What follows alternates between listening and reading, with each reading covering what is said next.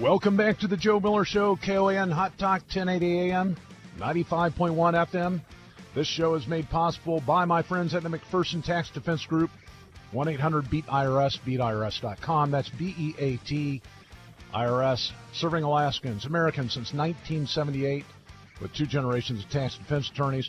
We're honored to have with us Senator Rand Paul. Senator Rand Paul, junior senator from Kentucky, doing good work in Washington, D.C., confronting the establishment. Senator Paul, thank you for agreeing to be on the Joe Miller Show. Thank you, Joe. Thanks for having me. So recent news out, only have one segment, so we'll hit this pretty hard. Donald Trump, of course, the front runner, according to some polling data, kind of running away with GOP support.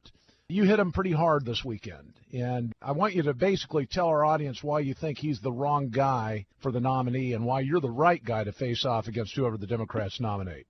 You know, I got involved in politics as the Tea Party movement was getting started, and I know you were getting into it at that time as well. So 2009, I'm leaving my son's Little League ball games and going to these enormous crowds, 800 people in Bowling Green, Kentucky, and I was just amazed at how many people were turning out on the city square. But, you know, the thing they were most upset about was sort of fake conservatives, fake Republicans, ones who said they were for balancing the budget, and then they made government bigger. Republicans who said they were, for reducing the debt, and then made the debt bigger. And so I have that same concern with Mr. Trump. While, you and I were fighting against Obamacare, he was for Obamacare. You remember the Kelo case? All the conservatives across the country went crazy against the Kelo case because it was allowing the government through eminent domain to take property from a private property owner and give it to another one. Well, Donald Trump uses that as part of his business model, and when he was asked about Kelo, he said, thought it was a good decision. He thought government should get involved for all sorts of reasons to take people's property. In fact, he had a big fight with a little lady who didn't want her house torn down, and he wanted to put a limo lot next to his casino. So what I'm worried is that he's not really a conservative because he's never been one his whole life, and now that it seems opportune, he says he's a conservative. But even his conservative nature, I wonder about it. He says his immigration plan is, I'm going to send 11 million people home to Mexico, but then he says in the next breath, but I'll let most of them back in. And it's like, really?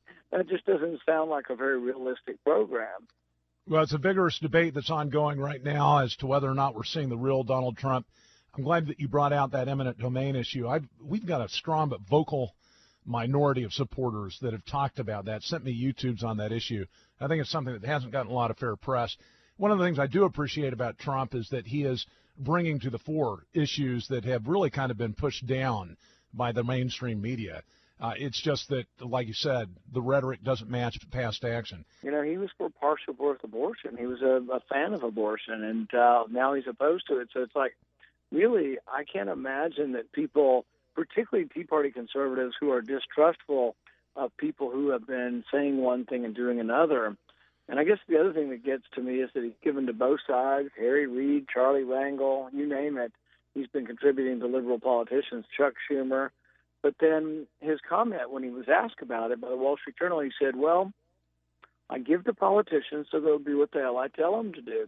And it's that buying and selling of access and crony capitalism of using government to take people's property. That's why I ran for office, was to oppose people like that. So I consider it my duty to continue to point out that he's everything that the Tea Party was opposed to. Now, we talked a little bit about this last week during a personal call, but let's talk a little bit about action in abortion.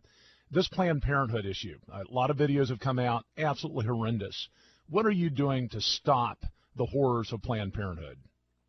Well, first, I've never voted for any funding for it and never will vote for any funding for it. I'm appalled by it. I've been opposed to abortion since I was a teenager, but I think even I'm more so now having seen these videos. These videos, even as a physician, are just horrific. And the latest video, I think, is actually maybe even the most graphic and the most horrific. But I'll do anything and everything. I got the vote the last time. They were trying to avoid having the vote, and I was able to force a vote on the issue. The problem with actually winning a vote is you have to have 6 Democrats. I think we got 1 or 2 last time, and I think we lost 1 Republican. So we're stymied at about 55 or 56. And even on attaching it to appropriation bills, it'll be the same thing. Nobody's going to flip on this. And so what happens, we're already kind of stuck with appropriations because our goal was to actually pass out 12 different appropriation bills like we're supposed to, and then if Planned Parenthood went down, it would just be a small little sliver of government. The Democrats have opposed any appropriation bills being passed. They want the last-minute deal because that's where, in the dead of night, they'll get something that they want. And I don't see a way out of this other than that I can just tell your listeners that I'll vote against any funding. Tell me about the internal discussions that are going on in the Senate with respect to Planned Parenthood. Is there, in your view, sufficient outrage amongst your colleagues about what's going on with the trade in body parts, baby body parts? I think it depends on who you talk to, but I think the overwhelming majority has actually, I think, brought the caucus together. Now, we have one or two outliers. There are three that say they're pro-choice, but even two of the three that say they're pro-choice voted against Planned Parenthood this time. So I think they were horrified by it. We lost one senator from Illinois, but this is a big issue, and this is not going to pass lightly. I think it will be something that people will remember and will record, and I'd be very surprised if people who vote for funding for Planned Parenthood don't get challengers. And this is going to be a more difficult vote because this one will be attached to the funding of government. And so we'll see what happens. But this is a vote that's going to divide those who truly are believers and want to stop this practice from those who want to give it lip service. Let's shift over to the surveillance state. You had a sharp exchange with Chris Christie a couple of weeks ago in the debate regarding the Fourth Amendment. What more work needs to be done to protect Americans against an invasive central government that seems to have no real care or concern for the Fourth Amendment? Well, I'm like a lot of people. I was really shocked to find out about the program and then shocked to find out that President Obama was collecting all of the phone records for everybody in the country. And even more amazed to find out that what you can find out from the length of someone's phone call, 85% of the time you can determine someone's religion. Nearly 100% of the time you can determine their doctors, what their diseases are. I now find out that the Consumer Financial Protection Agency or board over at the Fed is collecting 90 to 95% of your credit card statement.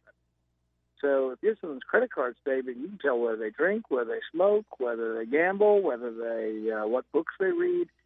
So I'm very concerned with the government collecting all this information because the targets often end up being minorities. And I tell people you can be a minority because of the color of your skin or because you're an evangelical Christian or because you teach your kids at home or because you believe in the Constitution. Those of us who believe in a strict interpretation of the Constitution are minorities. And so we need to be careful that the majority doesn't have the ability to run roughshod over us by looking through all of our records. So what are you doing next to try to rein that in? Is there proposed legislation? Well, I wanted to I never have been a fan of the Patriot Act at all. I would like to see a warrant for things. When we fought the Revolution, there were these things called writs of assistance, and they were generalized warrants. And, boy, were we hopping mad over this. In fact, John Adams said it was really the spark that led to the Revolution. But they didn't like the idea of British soldiers writing their own warrants and that no one's name on them. They were indiscriminate, so you could go in anyone's house. And now they don't have to come in your house to get your records. Most of your records are in the cloud. And so I think it's very important that ultimately, I think we're going to need a court case on this. There was a court case back in the 70s called Maryland versus Smith. And in that case, 6-3, 6 justices said you did not have an expectation of privacy in your records. But some, Thurgood, Marshall, and others said that you did have an expectation. I think the vote will be close. I think it'll be a 5-4 decision on whether or not you do have an expectation of privacy because technology has changed this. You could go in someone's house and spend a day in their house and find out almost nothing. But give me your cell phone and your password, and I can find out your whole life. And really, that should only occur when someone has a warrant with your name on it. Well, I don't have much confidence in the Supreme Court. I mean, we've seen now 2 different decisions in a very short period of time that seem to set the Constitution on its head, both the gay marriage decision as well as the Obamacare decision. That, of course, highlights the need to make sure that we have a Republican that ends up becoming president in 2016. How many seats are up at the Supreme Court in the next 4 years by some estimates? Could be 2, could be 3. But, it also depends on what kind of Republican you get. You remember that the Kelo decision, Justice Souter, who I think was a Bush appointee, ended up voting for the Kelo decision. It was probably, I think, I would rank it up there with some of probably the worst 10 of this century, the Kelo decision. And so And we've kind of nullified it in a lot of states. I bet you Alaska nullified it. In my city in Bowling Green, we nullified it and said it can't happen in our city. So, it did prompt some activism. But, yeah, I think it's when we start losing a grip over property rights, then we're going to trickle back into the sort of the third world. I just spent a week in Haiti doing surgery, and down there are no property rights. And as a consequence, no one owns anything. And no one takes care of anything. It's a mess, trash everywhere, and just a disaster as a country. How many days were you down there? I was down about 5 days. We did about 200 cataract surgeries. I go each year with the University of Utah, not always to Haiti. Last year we went to Guatemala, but it's a very rewarding trip in the sense that, with cataracts, people come in completely blind, and the next day when we see them, can see and walk around. And one lady was reading the chart, and she was about 80 years old, and I was like, man, you can read better than I can. I have to have reading glasses. So it's pretty amazing, and to see the smiles on their faces. And you do affect some change for some people. But also it's sad because you feel like, I wish I could sit the president down. I wish I could sit the state senate down and say, you know what, if you guys would give some rule of contract, some rule of law, some certainty to property rights, there's so much capital in America, and you're so close, people would come down and start businesses. But there's so much bribery and lack of rule of law that nobody wants to set up a business. Yeah, I appreciate what you're doing. Some had opined, hey, that's just Senator Rand Paul doing politics. The reality, you've been doing that for years. I was actually in Ecuador when I heard that you're going to Haiti. I think one of the best things that somebody can do in recognizing basically the benefits and the blessings that we have as a country is to go into these third world countries and see what they have and see what they don't have. And, of course, those that are out there helping, like you have done, that really reflects, I think, a heart condition that people ought to consider when they're thinking about who they want next to be president. I want to shift a little bit more into the international realm. Russia, of course, very engaged in Ukraine, very much concerned of international policymakers regarding kind of their expansionistic tendencies. You have been, at least according to some, viewed as an isolationist. I think that's an unfair assessment. But what's your position with respect to Russia and its involvement in Ukraine? Do you think the United States needs to take a harder line? Well, I think the best way to look at it, if you want to know where I'm coming from, is I think there are two extremes in foreign policy. One would be that you're nowhere any of the time and you retreat behind our oceans, and that would be isolationism, and I don't believe in that. But the opposite extreme would be that we're everywhere all the time and we're involved in every civil war around the planet, and I'm not that either. I think recent foreign policy, we've been closer to the everywhere all the time. So, like, for example, Hillary's war in Libya, I don't think made us more safe. We toppled a strong man, but we got the rise of radical Islam, chaos, and we now have a failed state, and ISIS, a third of Libya pledges allegiance to ISIS. I think we're worse off. With Ukraine, it's a little different. It's not directly related to Islam, although there may be some Muslim extremists in the east. It's really not so much a religious confrontation as it is between Russia, sort of east-west, Russia versus those who would like to be more aligned with the West. I have voted, for arms, defensive arms for those in Ukraine. And part of Ukraine's problems is not as bad as Haiti, but the same thing. They've had thieves run the country. They've had Russian-oriented thieves, and they've had Ukrainian-oriented thieves. Probably for 20 years, they come in and they enrich themselves, and you get these oligarchs, and they get thrown out and tossed on their head. But now you also have Russia meddling in it in the sense that they have sent their soldiers into the country, supposedly on vacation, if you can believe that. But no, we do need to take a firm line and say that invading the territorial integrity of another country is a very serious provocation and has to be opposed. But even the most hardline in our party aren't for sending troops in, and I'm not for sending U.S. troops in there. There's sort of a rule of thumb, they say, in foreign policy. If inherently one country cares more and lives closer, it will always be very difficult to reverse their course, So I don't know if there's enough people, army or will, that we would actually go in and say, we're going to go over and expel Russia out of Ukraine. Well, not only that, of course, it could be the catalyst to something much, much worse. Just a couple of minutes left here. Stock market, of course, the catalyst, the Chinese sell-off. Where do you think this is headed in world markets and also in domestic markets? Do you think we're in for a rough ride over the next coming weeks? Yeah, and I've been predicting it for about a year or so. I think that part of it is the Chinese sell-off. It's part of it's Fed policy. I mean, we got a bubble in real estate because we kept interest rates too low.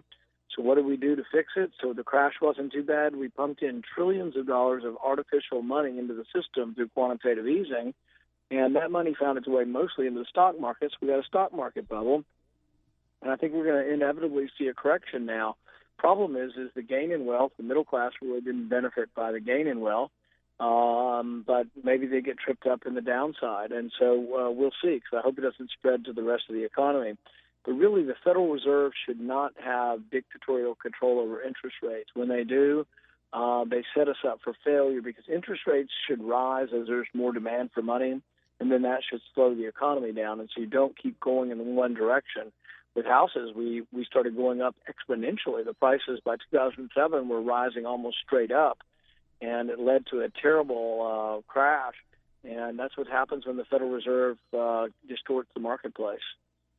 Well, Senator, I know you have a tight schedule, so we're going to let you go. Appreciate your fight on behalf of Americans against the surveillance state, fight against the Federal Reserve, fight on behalf of life. Doing a great job in that respect. We'll keep an eye on your presidential run. Thanks again for being on the Joe Miller Show. Thanks, Jim. Stay with us, the Joe Miller Show, back after these messages.